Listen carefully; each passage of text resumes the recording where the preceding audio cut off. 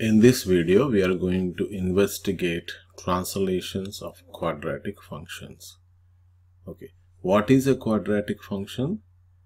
It is of the form of f of x equal to ax square plus bx plus c, where this a, b and c are real numbers and a is not equal to 0, so that the degree of this function remains to be 2, hence it is quadratic. Alright, now when you write this function in the form of ax square plus bx plus c, we also say that it is written in the standard form. So the standard form of a quadratic function is f of x is equal to ax square plus bx plus c. Now let us look at an example. I have here f of x is equal to 2x square minus 5x plus 7. This is an example of a quadratic function in standard form. And your a, the value of a here is 2, which is a real number, 2, and b is like this b over there, that is b is equal to negative 5. And what is a c? This is c is equal to 7. Not only these regular numbers, you can also have fractions, decimals, etc. The only condition is it has to be a real number, and the a is not equal to 0. Okay, this is an example of a quadratic function. Now let us look at what is a parent function. Before getting into translations, our whole idea is to what is a translation in a quadratic function. In order to learn about that, I need to know the parent function, that is, out of this whole of f of x equal to ax square plus bx plus c, we are taking only that f of x is equal to x square. The second and third term we are ignoring for the time being, because the whole of this graphs of quadratic functions is depending on that f of x is equal to x square. That is the reason we call it as a parent function. F of x equal to x square is often referred to as the parent function, and also it is the basic one. That is, once I understand about the graph of this f of x equal to x square, then I can easily explain about the changes that are taking place in the different types of graphs. Okay, let's go ahead and draw the graph for this function. I'll take points starting from -2, -2, -1. X values, you know, x values are nothing but domains. -2, -1, 0, 1 and 2. That's all. These 5 values are enough in this scenario. Okay, now when x equal to -2, what is f of x? That is y or f of x. Y is nothing but the function of x, which is equal to x square. So I'll take x is equal to -2, and on squaring it, -2 times -2, this -2 times -2 gives you +4, or just use calculator, you got +4. Similarly, -1 square is a +1, that is 0, 1 square is 1, and 2 square is 4. These are my 5 points I have. Let us locate them in this coordinate plane. I already have x-axis and y-axis. X-axis is the horizontal line, y-axis is the vertical line, and it is calibrated 1 unit equal to 1. So we have here, let me start off with -2. When x is equal to -2, it's -1, -2. Y value is +4. You are here, +4.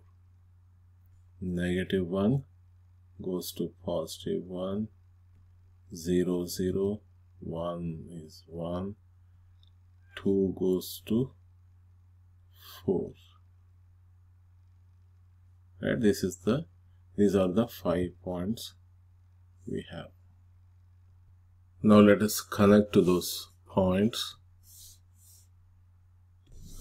So on connecting this graph, the points of this graph, and extending them on either side, it is extendable. That is, x can take any values on the negative side as well as the positive side. So we have arrow marks, that is, those domain values are going on and on. These x values, that is a domain. Here, this is all that domain we have.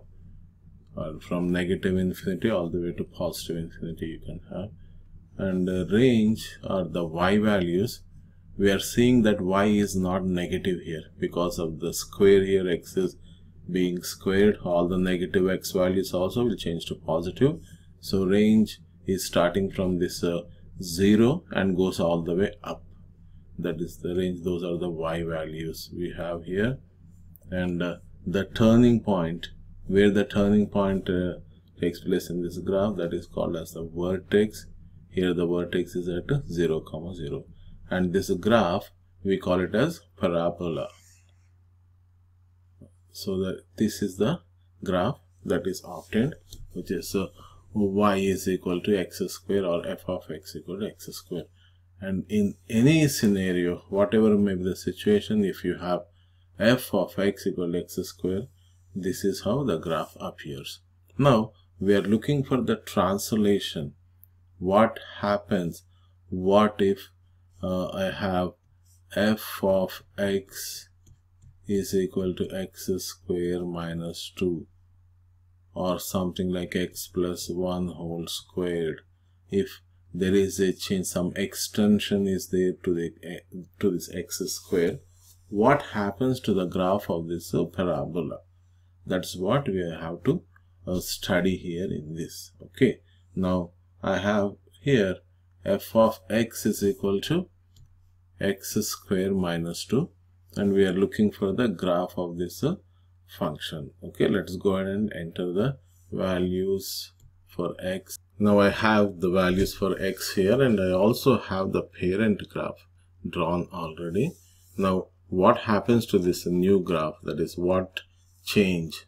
In other words, what is the translation of this parent graph from this location to this new one? Let us look at what I'm saying in a minute. Now x is equal to negative 2, so I'll write x equal to negative 2 here, negative 2 square minus 2.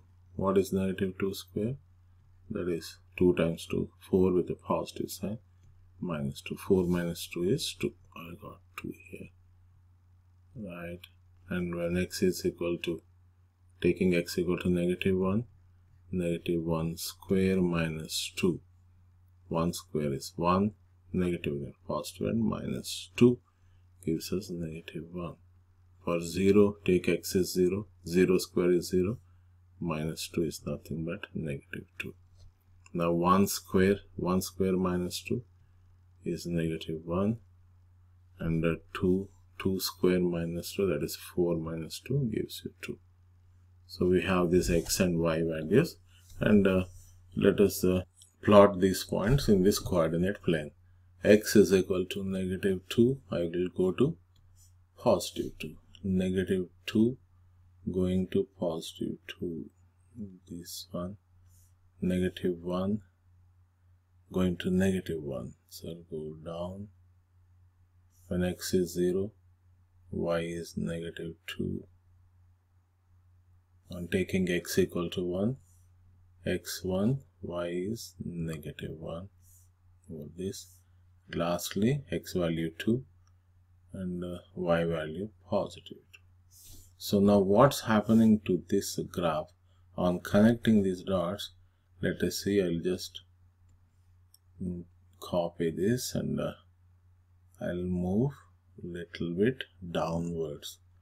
So the graph, the parent graph, from its original location, it moved 2 steps downwards.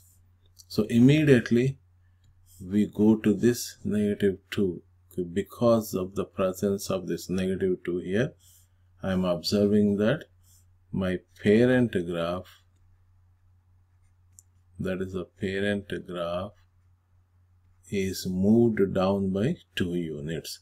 So this is the graph of your new function f of x is equal to x square minus 2. The original one, what was it? It is f of x equal to x square.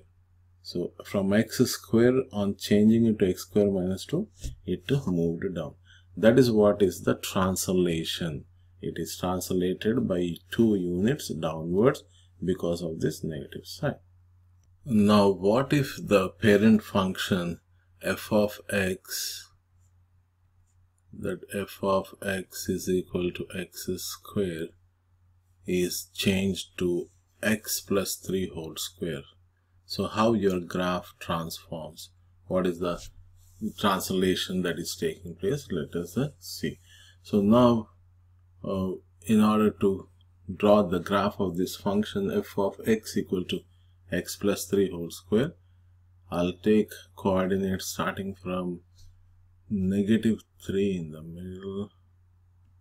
So one above that is onto my left, it's -4, then it's -5. Add 1 to it, -2 and -1. I'll tell you why I have taken -3 in a minute.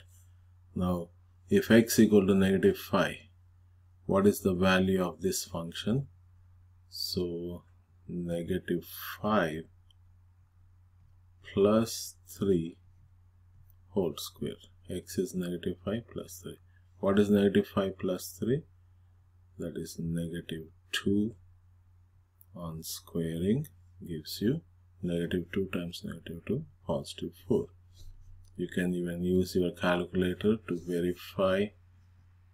Parentheses -5 plus 2, sorry, that's 3, plus 3, close the parenthesis, square, hit enter, you have 4.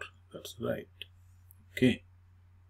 Now, next, -4 plus 3 will be -1 square. That gives you positive 1. And -3 plus 3 is nothing but 0. 0 square is 0. Right? And -2 plus 3 gives you positive 1. Positive 1 square is 1.